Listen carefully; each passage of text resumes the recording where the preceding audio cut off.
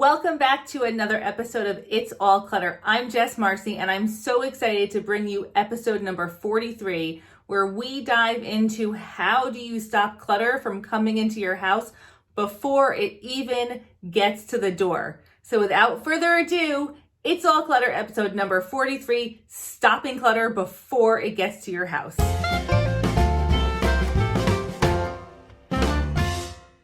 I define clutter as anything in your life that impedes movement. So it could be a physical object, something on the floor that you have to walk around, right? It blocks your movement. It could be an item with an emotional attachment. So every time you see it, you have to stop and you feel bad. It doesn't allow you to move forward in your day.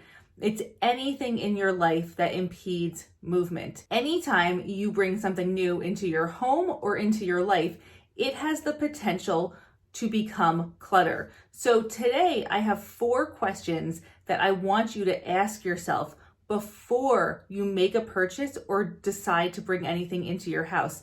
And this can help to clarify for you if the item that you're bringing into your house is going to immediately turn into another piece of clutter, or if it's going to be something that you love and will use. Question number 1 is, does this item have a home in my house? Does it have space in my house? Does it have a defined space, a defined home? Prior to bringing anything into your house, you want to make sure you have room for it. You have a spot that you can easily access. You know exactly where it's going to live. That is going to really be a big determining factor between something becoming clutter and something becoming a useful item in your life. Anything in your house where you don't know where it is, you don't know where it lives, you don't know where to put it back to, you don't know where to find it, that is more likely to be clutter in our life. Anything that impedes movement. Anytime you have to stop and think, where is this?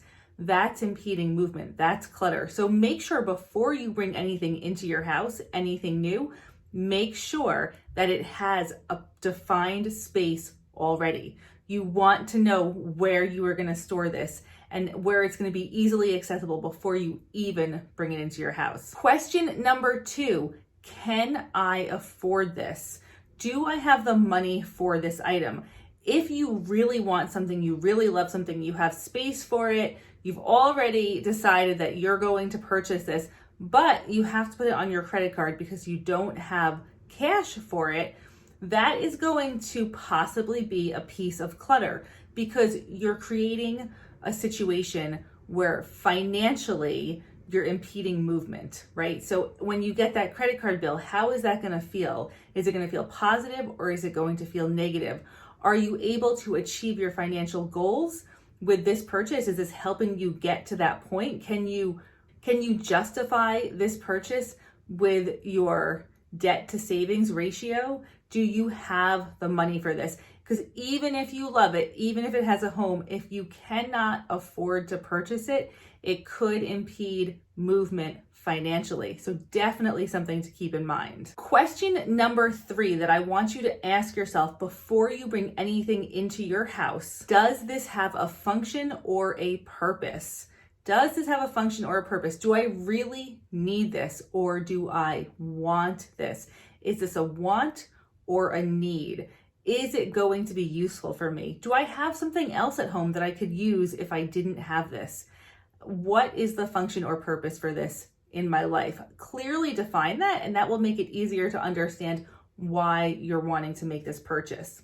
And the 4th question is, do I like this item? So sometimes there's something that doesn't really have a function or a purpose, but it does make you happy to own it. So that is a legitimate reason to bring something into your life.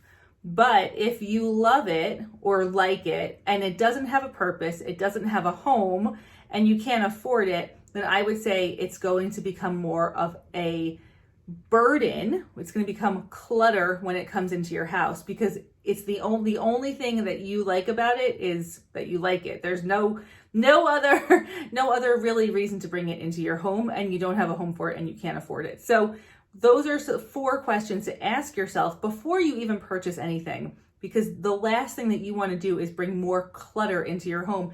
And clutter can be anything. It can be anything. It's anything that impedes movement. So a little bonus right now is think about the word cute. How often have you said to yourself, oh, that's so cute, right? You see something in a store, oh, that's so cute. I want to purchase this. Oh, I love it. Isn't it cute? These little salt shakers that are shaped like, whatever they are, aren't they cute? In the future, whenever you hear yourself saying, isn't this cute? I want you to remember this acronym. Can't use this ever. Can't use this ever. That is what C.U.T.E stands for. Can't use this ever. Somebody in Clutter Bootcamp once shared this with us, and I think it's brilliant. C.U.T.E, can't use this ever. If you hear yourself saying, oh, this is so cute, I want to buy it, I want you to remember this acronym and ask yourself the 4 questions that we've gone over in this video to actually decide if this is going to just be another piece of clutter, a burden in your life, something that's impeding movement, or if it's going to be useful and you love it and it's something that you really want. It's not going to be a piece of clutter.